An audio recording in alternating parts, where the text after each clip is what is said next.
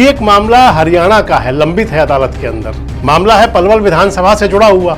दरअसल इस केस पर निगाहें सबकी हैं। हरियाणा की सियासत के अंदर मुझे लगता है कि लंबे समय बाद, दशकों बाद ऐसा मामला आया है।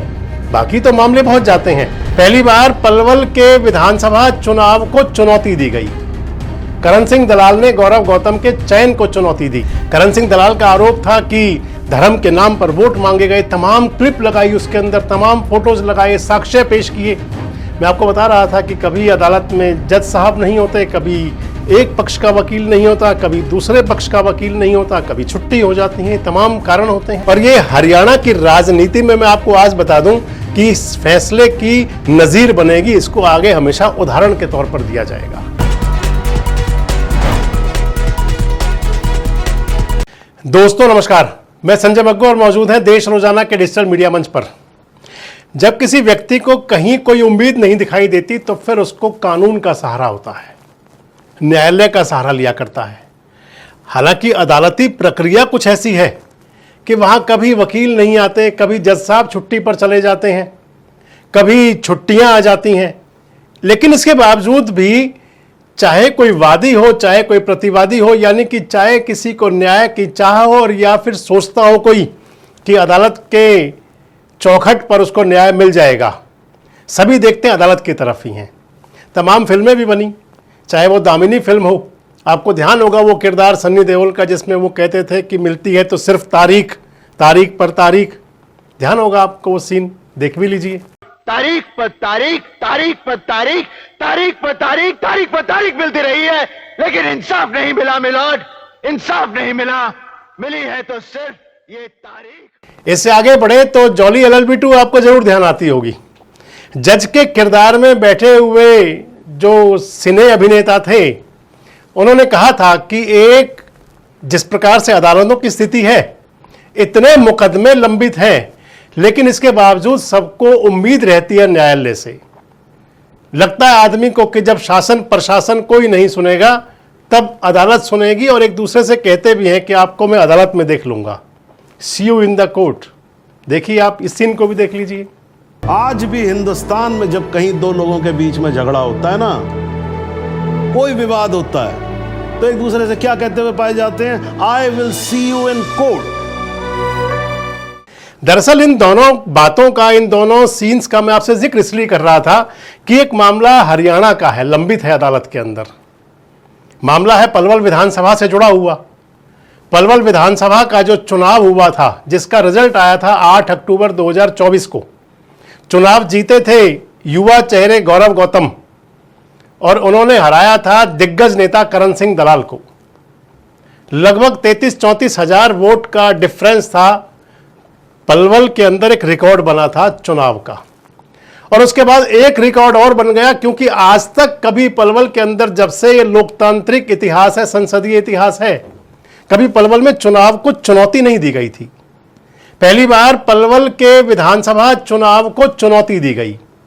करण सिंह दलाल ने गौरव गौतम के चयन को चुनौती दी और अदालत में परिवाद दायर किया, पिटीशन दायर की, और अदालत में दायर परिवाद में गौरव गौतम पर आरोप लगाया कि गौरव गौतम ने चुनाव के अंदर बैड प्रैक्टिस, करप्ट प्रैक्टिस, यानी कि चुनावी भ्रष्टाचार किया है।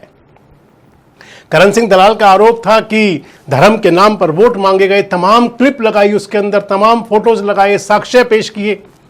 अदालत के अंदर मामला गया। नवंबर 2024 में यह मामला अदालत में करण सिंह दलाल ने डाल दिया था। मार्च 2025 तक ये मामला यूं ही शांत रहा लगभग। अचानक इसके अंदर तेजी आई मार्च 2025 में, जब अदालत ने गौरव गौतम के वकील से कहा, गौरव गौतम से कहा कि आप अपना जवाब दायर कीजिए। अगर आप अपना जवाब दायर नहीं करेंगे तो हम फिर इसे एक तरफा सुनेंगे, और यह भी कहा था कि डे टू डे सुनवाई भी होगी।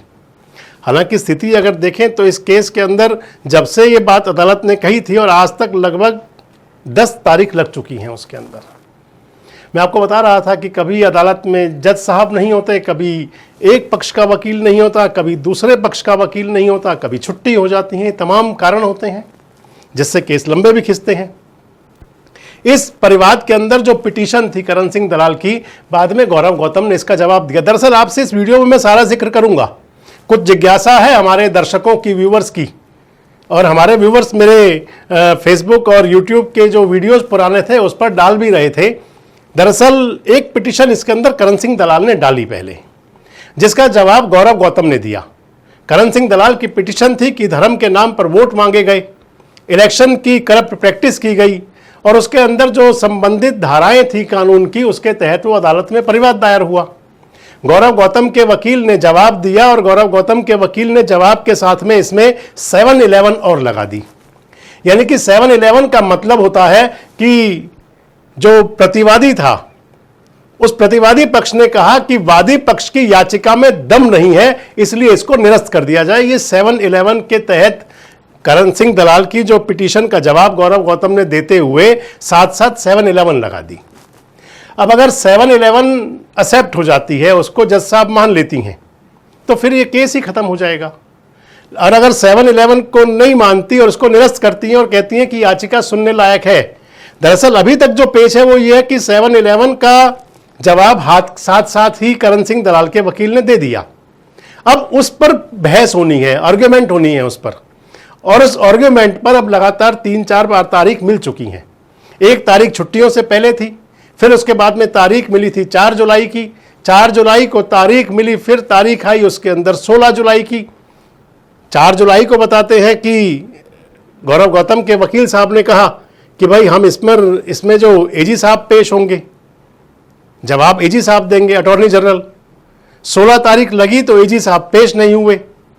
बताते हैं कि गौरव गौतम के वकील को थोड़ा सा नाराजगी भी दिखाई, अदालत ने डांट डपट भी लगाई। करण सिंह दलाल के वकील से आर्ग्यूमेंट करने के लिए भी कह दिया। इधर गौरव गौतम के वकील ने कहा कि हमें आप तारीख दे दीजिए, हमें समय दीजिए, हम अगली बार जरूर करेंगे। तारीख 16 के बाद लग गई 17 जुलाई, यानी कि अगला दिन। 17 जुलाई को जज साहिबा अदालत के अंदर नहीं आई, वो छुट्टी पर थी, स्वास्थ्य था उनका या जो भी कारण होगा, और बात कुछ भी हो सकती है। और अदालत की जो प्रक्रिया है, अदालत की जो बात है, हम उस पर ज़्यादा बात कर भी नहीं सकते। तो जज साहिबा छुट्टी पर थी, इसलिए उसमें अब यानी कि 17 तारीख को इंतज़ार रहा। 18 तारीख को कल मैं चेक कर रहा था साइट पर, तो उसमें आया कि अब इसमें 8 अगस्त की तारीख लग गई है। 8 अगस्त को इस बारे में अब फिर से सुनवाई होगी, फिर से बहस होगी, यानी कि बहस ही होनी है, आर्ग्यूमेंट होना है 7-11 पर। अगर 7-11 स्टैंड करेगी तो उसके बाद वो करण सिंह दलाल की याचिका आगे चलेगी। अगर 7-11 स्टैंड नहीं करेगी, क्योंकि काफ़ी हद तक इस पर टिका हुआ है मामला ये, अगर अदालत ने 7-11 को मान लिया कि अदालत में याचिका सुनने लायक नहीं है, तो वही निरस्त हो जाएगी। दरअसल इस केस पर निगाहें सबकी हैं। हरियाणा की सियासत के अंदर मुझे लगता है कि ये लंबे समय बाद, दशकों बाद ऐसा मामला आया है। बाकी तो मामले बहुत जाते हैं, कहीं शिक्षा को लेकर के जाता है चुनावी प्रक्रिया में, कहीं शिक्षा की बात को जाता है, कहीं उसके बाद में जाता है कि काउंटिंग ठीक नहीं हुई, कहीं ईवीएम पर आरोप लगते हैं। लेकिन ये अपने प्रकार की पहली, बहुत लंबे समय बाद ये पहली याचिका है, चाहे वो पलवल को लेकर के हो, चाहे हरियाणा के राजनीतिक इतिहास में है। इसलिए सबकी नजर है इस पर कि आखिर इलेक्शन की करप्ट प्रैक्टिस का जो करण सिंह दलाल ने आरोप लगाया, जो धर्म के नाम पर वोट मांगने की बात हुई, ये कहां तक पहुंचेगी। सभी के अपने कयास हैं, लेकिन अदालत के अंदर यह तय है कि मेरिट के आधार पर फैसला होगा।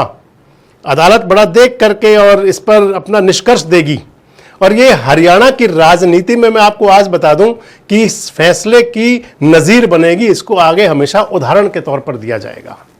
अब इंतजार 8 अगस्त का रहेगा कि 8 अगस्त की तारीख को क्या होता है, आर्ग्यूमेंट होती है और या फिर नहीं मिलती है तारीख। आपको क्या लगता है, क्या होगा इस केस में? कमेंट्स बॉक्स में जरूर बताएं। जुड़े रहें हमारे साथ, देखते रहें देश रोजाना। हमारे साथ जुड़े रहने के लिए सब्सक्राइब करें देश रोजाना के YouTube चैनल को और नई वीडियो की नोटिफिकेशन पाने के लिए बेल आइकन जरूर दबाएं। अगर आप ये वीडियो Facebook या Instagram पर देख रहे हैं तो पेज को लाइक और फॉलो जरूर करें और ज्यादा से ज्यादा शेयर करें।